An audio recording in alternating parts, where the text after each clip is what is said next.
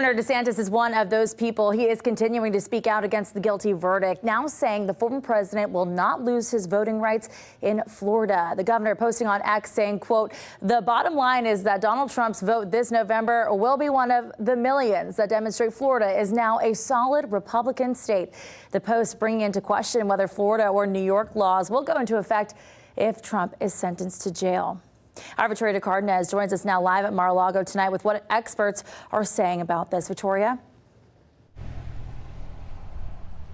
Yeah, former President Trump is back in Florida at his Mar-a-Lago estate following that guilty verdict in New York. And his ability to vote in Florida all comes down to the sentence imposed by the judge in his hush money case and when or if he completes it.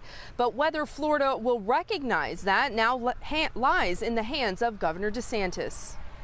This was a rigged, disgraceful trial. The real verdict is going to be November 5th by the people. Following Donald Trump's guilty verdict in his hush money trial in New York, Florida Governor Ron DeSantis says he will make sure the former president will be able to cast a ballot in his home state come November. Some experts say Trump's conviction on 34 felony counts would make him ineligible to vote. But as the chair of the Florida Clemency Board, Governor DeSantis tweeted Friday that this would be an easy case to qualify for restoration of rights for his former rival to be able to vote for himself in the November election. And I think the real question here is how quickly is that going to be done? And until we know what President Trump's sentence is going to be in New York, it's very hard to say that that's going to be feasible. Boca Raton criminal defense attorney David Terrace has helped restore voting rights to several of his clients and says the process could take months.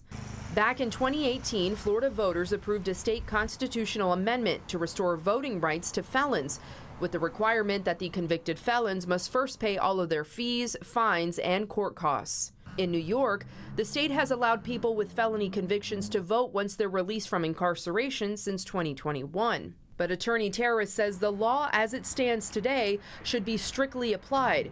But if there's a debate or uncertainties regarding how the words of the statute read, it could be construed in favor of the applicant. But what isn't clear is if you're not incarcerated, does that make you eligible to then apply for clemency in Florida? Or does Florida's clemency automatically honor New York's rules of clemency? That is where the law is not clear. Attorney Terrace also said in the process to restore voting rights, the applicant should not have any other criminal charges against them, but it does not say if that's specific to Florida or any other state. And as we know, former President Trump has several cases pending in other states. And for his New York case, sentencing is scheduled for July. However, his attorneys have planned to appeal it, which could delay Trump's clemency approval here in Florida.